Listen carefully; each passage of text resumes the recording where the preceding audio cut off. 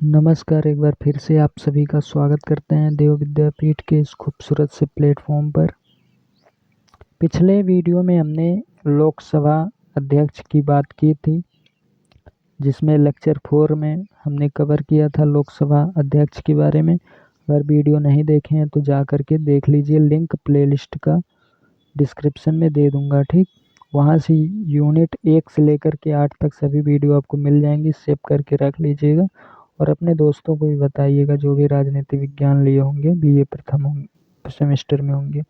तो लेक्चर 5 है या 4 हमने कंप्लीट करा दिया है यूनिट 5 का। तो एकदम मैं कोशिश करता हूँ कि आसान से आसान भाषा में आपको समझा दिया जाए, ठीक। फिर भी अगर कोई डाउट हमसे हो, यानी डाउट आपके मन में रह जाए, तो आप कमेंट करके पूछिएगा, मैं उत्तर देने का भरपूर कोशिश करूँगा। तो आज की वीडियो में हम समझने वाले हैं राज्यसभा, ठीक।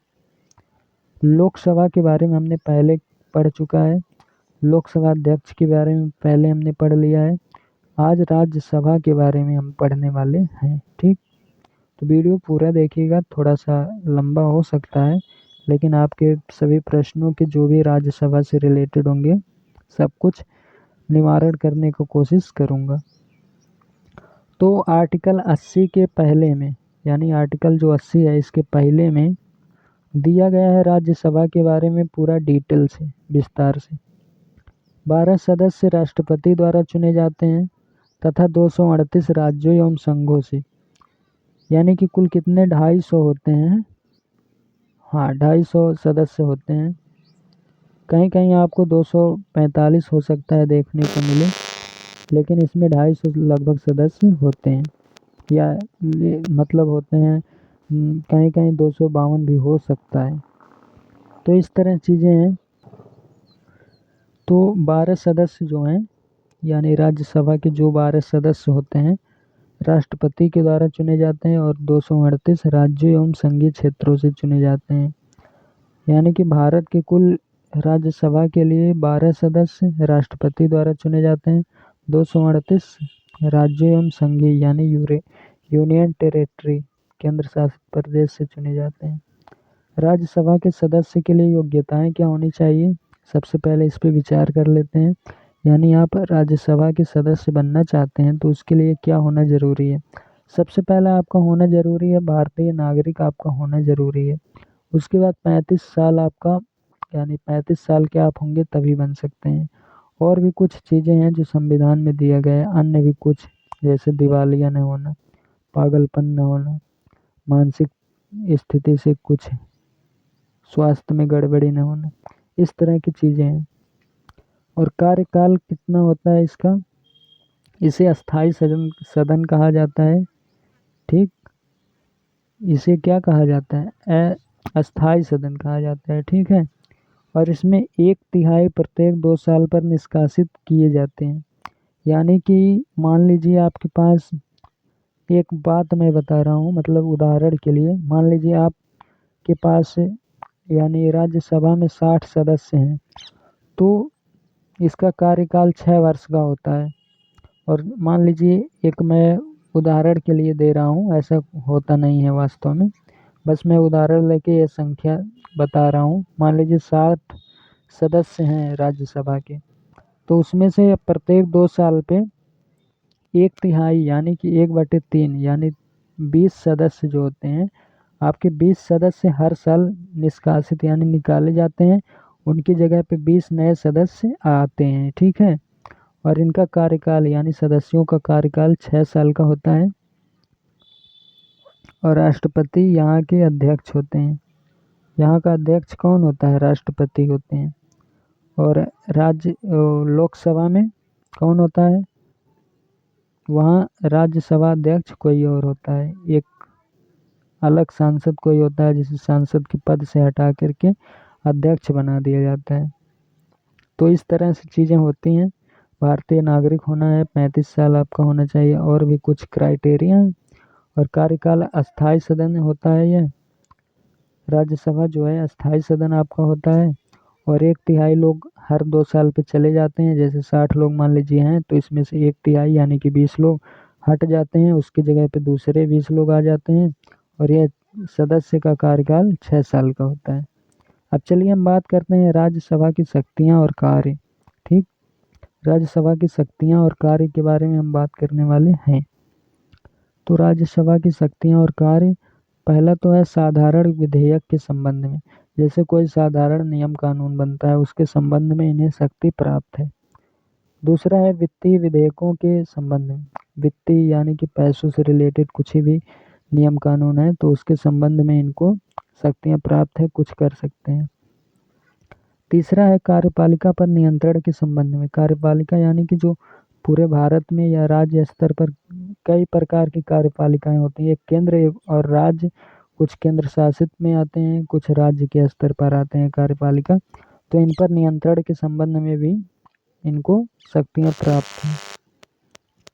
और संवैधानिक संशोधन में, यानी संविधान में जो भी संशोधन होते हैं उनके संबंध में इन्हें शक्तियाँ प्राप्त हैं। किसको? राज्यसभा को। ठीक, अब चलिए मंत्रिमंडल की शक्तियाँ और कार्य, यह पढ़ लेते हैं, मंत्रिमंडल की शक्तियाँ और कार्य।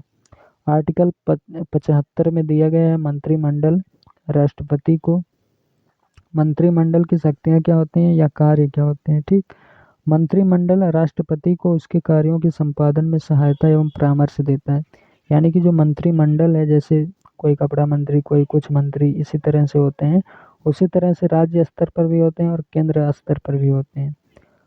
राज्य स्तर पर जो होते हैं उनका मुख्य जो होता है, उनका जो प्रधान होता है वह मुख्यमंत्री होता है, और केंद्र स्तर पर जो मंत्रिमंडल होते हैं उस पर उसका मतलब मुख्य जो होता है प्रधानमंत्री ही होता है। तो मंत्रिमंडल करता क्या है?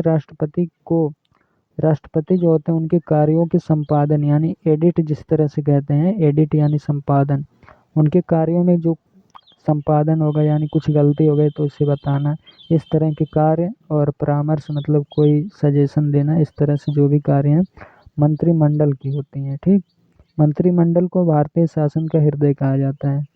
मंत्रिमंडल जो होते हैं हमारे, जैसे अलग अलग विचार रखते हैं जितने भी मंत्री होते हैं, 40-42 जो भी केंद्र में मंत्री होते हैं, इनके सबके अलग अलग विचार होते हैं और इन्हें भारतीय शासन का हृदय भी कहा जाता है।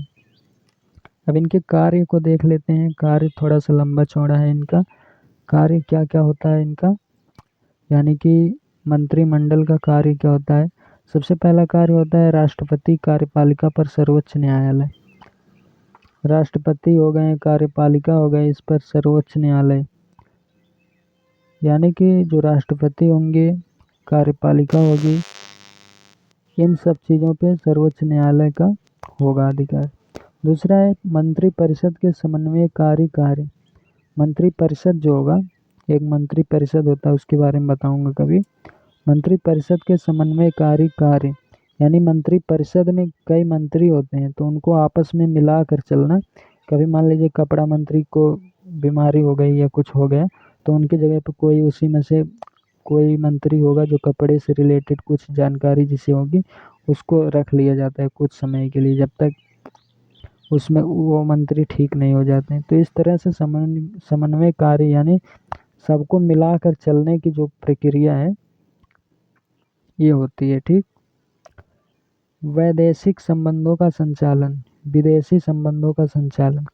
वैदेशिक यानी कि जो विदेशी संबंध होते हैं, रिलेशनशिप होता है, जैसे अमेरिका भारत का, इस तरह से जो भी इनका चालन होता है, संचालित करते हैं, ये कौन करता है? मंत्रिपरिषद ही करते हैं। ठीक, चौथा है राष्ट्रीय नीति निर्धारित करना।